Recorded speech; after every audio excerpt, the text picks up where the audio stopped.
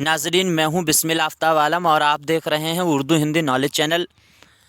آج میں آپ کے سامنے جو انتخاب پیش کروں گا وہ نون میم راشد کا ہے۔ نون میم راشد کے سے متعلق ان کی تصانیف، ان کا تعارف اور ان سے متعلق کچھ خاص باتیں جن سے سوالات آتے ہیں امتحان میں، آپ کے سامنے بیان کروں گا۔ نون میم راشد کو اردو UGC نیٹ کے سلیبس میں یونٹ نمبر 4 میں شامل کیا گیا ہے۔ اس کے علاوہ UPTGT میں بھی ان کو شامل کیا گیا ہے۔ تو آج میں آپ کے سامنے ان کا تعارف پیش کرتا ہوں۔ سب سے پہلے جانتے ہیں نون میم راشد کا اصل نام نظر محمد راشد تھا اور ان کا قلمی نام جو ہے وہ ہے نون میم راشد۔ اس کے بعد میں نون میم راشد کا تخلص گلاب ہے۔ ان سے تخلص ان کا یاد رکھنا، گلاب ہے نون میم راشد کا۔ اور میراجی جو ہیں وہ بھی آزاد نظم کے بانی ہیں، تو آزاد نظم کے وہ بانی ہیں۔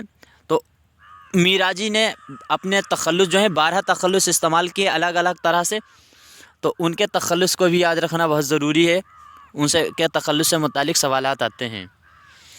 اس کے بعد میں نون میم راشد کی پیدائش جو ہے وہ 9 نومبر 1910 پنجاب میں ہوئی، اور نون میم راشد کی وفات جو ہے وہ 19 اکتوبر 1975 کو لندن میں ہوئی۔ تو ان کی وفات لندن میں ہوئی ہے۔ یہ بات یاد رکھنا کہ زیادہ تر جو شاعر ہیں یا ادیب ہیں ان کی وفات کہاں ہوئی، اس سے متعلق سوالات آتے ہیں۔ اس سے متعلق سوالات آنا مشکل ہے کہ کہاں پیدا ہوئے، تو ان کی یاد رکھنا وفات جو ہے وہ لندن میں ہوئی۔ پطرس بخاری جیسے ہیں ان کی نیو یارک میں ہوئی۔ اسی طرح سے اور بھی شاعر ہیں جن کی ہندوستان میں نہ ہو کر دوسرے ملک میں وفات ہوئی ہے۔ اب جانتے ہیں نون میم راشد کی تصانیف۔ تو نون میم راشد کی 4 شعری مجموعے شائع ہوئے، اور یہ چاروں جو مجموعے ہیں وہ نظموں کے ہیں۔ تو سب سے پہلا ان کا جو ہے ماورا 1941 میں نظموں کا ہی مجموعہ شائع ہوا۔ اس میں سبھی نظمیں ہی شامل ہیں۔ ایران میں اجنبی، یہ بھی 1955 میں شائع ہوا، یہ بھی نظموں کا ہی مجموعہ ہے۔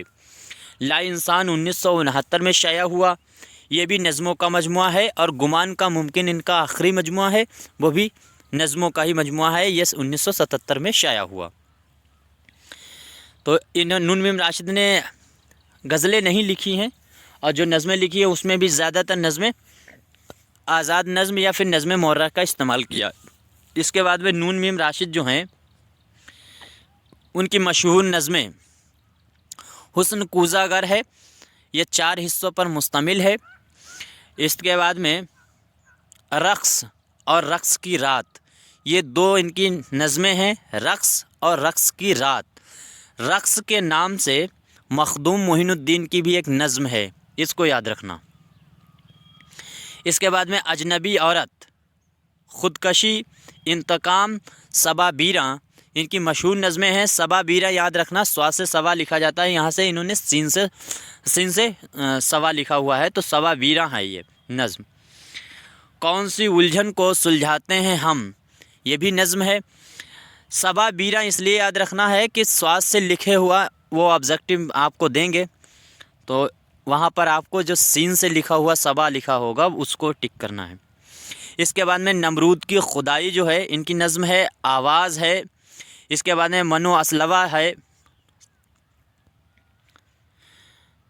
کیمیا گر ہے، مارے سیاہ ہے، نارسائی ہے، اور مہمان،